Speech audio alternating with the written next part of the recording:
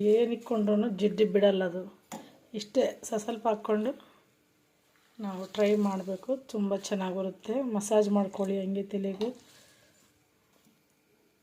ಇದು ಬಟ್ಟೆನಾಗ ಸೋಸ್ಕೊಂಡು ನಾವು plastic ಬಾಟ್ಲಿಗೆ ಹಾಕಿಡಬಾರ್ದು friends.